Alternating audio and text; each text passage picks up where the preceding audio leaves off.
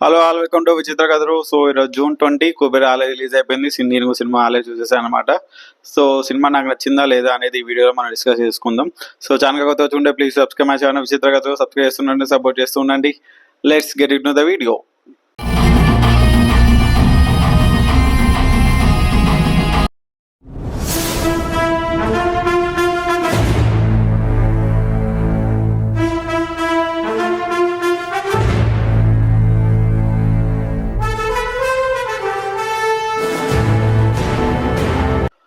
ఇక story line సింపుల్గా చెప్పేస్తాను అనమాట.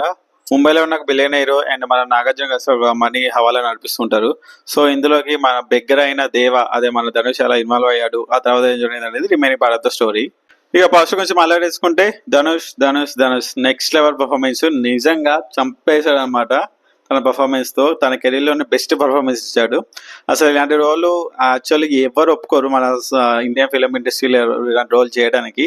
ఆ ఎంట్రీ సీన్ తో మనకు అర్థమైపోతుంది ధనుష్ తప్ప ఈ క్యారెక్టర్ ఎవరు చేయలేనని.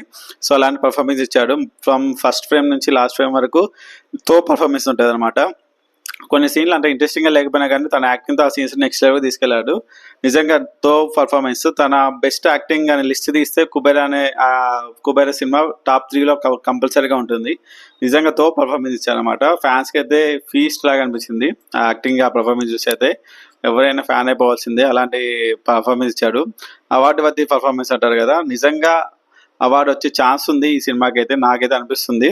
పక్క ఏదో ఒక అవార్డు కొట్టేస్తాడు ఈ యాక్టింగ్ అయితే. నిజంగా తో పర్ఫార్మెన్స్. ఇంకా నాగార్జున గారి గురించి మాట్లాడుకుంటే, నాగార్జున గారికి సాలిడ్ రోల్ పడింది ఆఫ్టర్ లాంగ్ టైం. మంచి రోల్ పడింది అనమాట. అంటే స్టార్ట్ అయిన ఒక 10-15 మినిట్స్ తర్వాత ఈ రోల్కి ఈయనే కావాలా, వేరే వాళ్ళు చూసుకోవచ్చు కదా అనిపించింది. కాకపోతే ఇంకా సినిమా పాజిటివ్ కొద్దీ మనకు అర్థమైపోతుంది అనమాట, ఇంకా నాజగా తప్ప ఈ రోల్ ఎవరు చేయలేనని. సో అలాంటి మంచి పర్ఫార్మెన్స్ ఇచ్చారు. ఇంకా నెక్స్ట్ రష్మిక గురించి మాట్లాడుకుంటే, హీరోయిన్ గా చాలా రోల్స్ చేస్తుంది, ఓకే పర్లేదు. కాకపోతే గుర్తుండిపోయే రోల్స్ అయితే ఏం లేవు. కాకపోతే ఈ సినిమాలో మంచి పర్ఫార్మెన్స్ అన్నమాట. మంచి క్యారెక్టర్ పడింది, చాలా మంచిగా రాశారు తన సీన్స్ అయితే. మెయిన్లీ సెకండ్ హాఫ్ లో ఎక్కువ సీన్స్ ఉండే తనకి ధనుష్ కి మధ్య మంచిగా బాగా వర్కౌట్ అయినాయి అండ్ చాలా బాగా పర్ఫార్మెన్స్ ఇచ్చింది కూడా.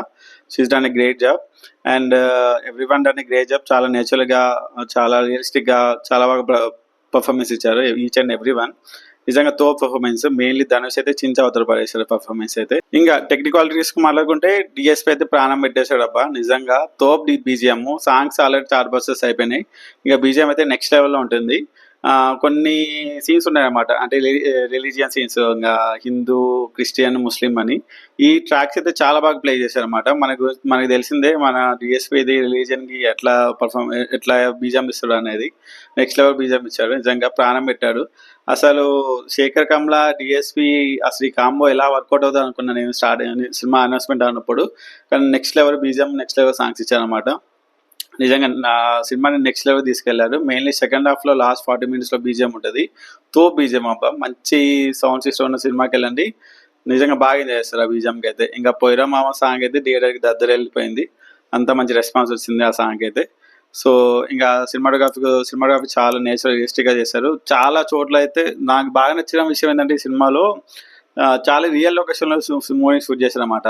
ఇప్పుడు రీసెంట్ టైంలో సెట్స్ చేయడము, భారీ సెట్స్ చేయడము అక్కడ ఇక్కడ అని చేస్తున్నారు కదా.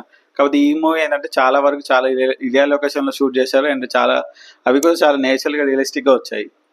ఇక ఆర్డర్ తోటతనగా అయితే చాలా బాగా వర్క్ చేశారు అనమాట. నేను అనుకున్నా అసలు ఈయన ఎందుకు ఇంత పోగొడుతున్నారు అని ఆడియో నుంచి అనిపించింది. కాబట్టి సినిమా చూసినది నాకు అర్థమైంది అనమాట. అసలు లొకేషన్స్ కానీ ఆ సెటప్ కానీ చాలా బాగా డిజైన్ చేసుకున్నారు. అసలు నెక్స్ట్ లెవెల్ అనమాట. ఎడిటింగ్ ఈజ్ గుడ్, ఓకే పర్లేదు అనిపించింది. ఎడిటింగ్ ఈజ్ ఆల్సో నెగిటివ్ లో మాట్లాడుకున్న దాని గురించి అయితే డైలాగ్స్ అయితే చాలా బాగా వర్కౌట్ అయిపోయినాయి. And main thing, the man, the captain Sekhar Kammula గురించి మాట్లాడేసుకోవాలి. శేఖర్ కమ్ల గారు ఈ మూవీలో చాలా థీమ్స్ ని ఎక్స్ప్లోర్ చేశారు. అవేందో మీరు సినిమా చూస్తే మీకు అర్థమైపోతుంది అనమాట. చాలా బాగా ఎక్స్ప్లోర్ చేశారు అండ్ క్యారెక్టర్స్ కూడా చాలా బాగా డిజైన్ చేసుకున్నారు. క్యారెక్టర్స్ ఒక ఆ సీన్ లో ఈ క్యారెక్టర్స్ ఎలా ఇన్వాల్వ్ అవుతాయి, స్టార్టింగ్ లో క్యారెక్టర్స్ ఎలా ఉన్నాయి, సినిమా ఇండియాకి క్యారెక్టర్స్ లో ఏమైనా చేంజెస్ వచ్చాయి, వాళ్ళు ఏం రియలైజ్ అయ్యారు, ఇలాంటి కొన్ని క్రియేట్ చేస్తూనే ఇంట్రెస్టింగ్ గా తీసుకెళ్లారు స్క్రీన్ ప్లేని. అంటే శేఖర్ కమ్ల సినిమాలో ఇంత రేసి స్క్రీన్ ప్లే ఉంటుందని ఎప్పుడు అనుకోలేదు అనమాట. చాలా చేంజ్ అయినాయి తన టేకింగ్ లో అయితే. ఇది కుబేర్ అనేది తన ఫిల్మోగ్రఫీలో ఒక బెస్ట్ మూవీ లాగా అయిపోతుంది అనమాట. ఎందుకంటే బిఫోర్ ఈ మూవీ తన టేకింగ్ ఈస్ డిఫరెంట్. ఈ మూవీ టేకింగ్ అయితే ఇంకా వేరే డిఫరెంట్ అనమాట. లైక్ 'శంకరామ 2.4' లాగా అనమాట. అసలు 'శంకరామ' ఇలాంటి సినిమా కూడా తీస్తాడా, ఇలాంటి కాన్సెప్ట్ కూడా తీస్తాడా అనిపించింది అనమాట. మెయిన్లీ లాస్ట్ 40 మినిట్స్ ఏదో ఉందో నెక్స్ట్ లెవెల్ ఉంటుంది సినిమాకి. అండ్ సెకండ్ హాఫ్లో వచ్చే ఎమోషన్ సీన్స్ అయితే తోపబ్బా అసలు. ఆ ఎమోషన్ సీన్స్లో ధనుష్ యాక్టింగ్ అయితే ఇంకా నెక్స్ట్ లెవెల్ ఉంటుంది అనమాట. ఫస్ట్ హాఫ్ ఇంట్రెస్టింగ్గా వెళ్తూనే ఉంటుంది మూవీ, ఒక వేలో వెళ్తూనే ఉంటుంది. అంటే హై మూమెంట్స్ అంటే ఏముండవు, అలా వెళ్తూనే ఉంటుంది ఇంటర్వెల్ దాకా. ఇంకా సెకండ్ హాఫ్లో ఎమోషన్స్ చాలా బాగా వర్కౌట్ అయినాయి అనమాట. నెగిటివ్స్ మాట్లాడేసుకుందాం. నెగిటివ్స్ వచ్చేసి లాగ్, అంటే టైం డ్యూరేషన్ అనమాట. అంటే అరౌండ్ 3 hours ఉంటుంది, 3 hours 2 minutes మూవీ అనమాట. ఐ థింక్ చాలా వరకు 30 minutes వరకు కట్ చేయవచ్చు సీన్స్ చాలా వరకు. మెయిన్లో ఫస్ట్ హాఫ్లో కొన్ని సీన్స్, సెకండ్ హాఫ్లో కొన్ని సీన్స్ ఉంటాయి. సెకండ్ హాఫ్లో కొన్ని రిపిటేటివ్ సీన్స్ ఉంటాయి అనమాట రష్మిక ధనుష్ మధ్య. ఆ సీన్స్ కట్ చేసి ఎడిటింగ్ ఇంకా క్రిస్పీగా చేస్తుంటే ఇంకా బాగుంది అనిపించింది నాకైతే. అండ్ ఇంకోటి ఏంటంటే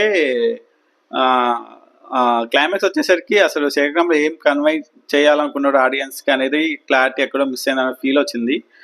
తను చెప్పాలనుకున్న పాయింట్ ఇంకా కొంచెం కన్వీనియన్స్గా వేలో ప్రజెంట్ చేస్తుంటే ఇంకా బాగుంది అనిపించింది. అండ్ మీరు అంటూ ఉంటారు కదా సినిమాటిక్ లిబర్టీ అని అది ఇదని, నాకైతే కన్వీనియన్స్ రైటింగ్ అనిపించింది అనమాట. కొన్ని సీన్స్ అయితే లాజిక్స్ అయితే అసలు ఉండవు. అండ్ కొన్ని చోట్ల అయితే మెయిన్లీ నాగార్జున వాళ్ళ గ్యాంగ్తో మాట్లాడే సీన్లన్నీ లిప్సింగ్స్ అసలు సెట్ కాలేదనమాట. అవి అలా ఫ్లోలో వెళ్ళిపోతూ ఉంటాయి. నాకు అది బాగా కొంచెం డిస్టర్బెన్స్ లాగా అనిపించింది. అండ్ ఎడిటింగ్ కూడా చాలా కట్ చేస్తుంటే బాగా అనిపించింది. చాలా మంది అరౌండ్ 50%, 60% మందికి కొంచెం బోర్ కొడుతుంది సినిమా. మెయిన్లీ సెకండ్ హాఫ్లో కొంచెం బోర్ కొడుతుంది, ఫస్ట్ హాఫ్లో కొంచెం బోర్ కొడుతుంది అనమాట. ఆ బోర్ కొట్టే సీన్స్ కట్ చేస్తుంటే ఇంకా బాగుండేది అనిపించింది నాకైతే. ఇంకా క్రిస్పీగా చేస్తుంటే ఇంకా బాగుండేది అనిపించింది. సో వచ్చేసి ప్రెడిక్టబిలిటీ. సినిమా స్టార్ట్ అయిన 30 minutes తర్వాత మనకు అర్థమైపోతుంది సినిమా ఏంటిది, ఏం చెప్పాలనుకుంటున్నా అనేది. సో అది ఓవరాల్గా చూసుకుంటే it's a very good film. నేనైతే బాగా ఎంజాయ్ చేశాను. సినిమా ఒక మంచి థియేటర్కల్ ఎక్స్పీరియన్స్ అనమాట. ఆ రియల్ లొకేషన్స్ కానీ, బీజిఎం కానీ, కొన్ని సీన్స్ కానీ, ధనుష్ పర్ఫార్మెన్స్ కానీ, పాజిటివ్స్ చాలా వరకు ఎక్కువ ఉన్నాయి, నెగిటివ్స్ చాలా తక్కువ ఉన్నాయి. సినిమా అయితే 3 hours, చాలా లెంత్ ఉంటుంది. మీరు ముందే ప్రిపేర్ అయ్యి వెళ్ళిపోండి. కొంచెం అక్కడక్కడ కొంచెం బోర్ కొడుతున్న అనిపిస్తుంది సినిమా అయితే. బట్ ఓవరాల్గా సినిమా మొత్తం చూసిన తర్వాత పర్లేదు, ఒక మంచి సినిమా చూసాము అనిపిస్తుంది అనమాట. అండ్ శేఖరంలా ఈ జస్ట్ డెలివర్డ్ అనమాట. తను ఏం చెప్పాలనుకున్నాడో చేసేసాడు అంతే. కాకపోతే కొంచెం చెప్పాలనుకున్న పని ఇంకా కన్వీనియన్స్ వేరే చెప్పారు, ఇంకా బాగుంటుంది అనిపించింది అనమాట. So that's the video guys. మళ్ళీ నెక్స్ట్ వీడియోలో మళ్ళీ కలుద్దాం. సినిమాలు చూస్తుండండి, ఎంజాయ్ చేస్తుండండి, హ్యాపీగా ఉండండి.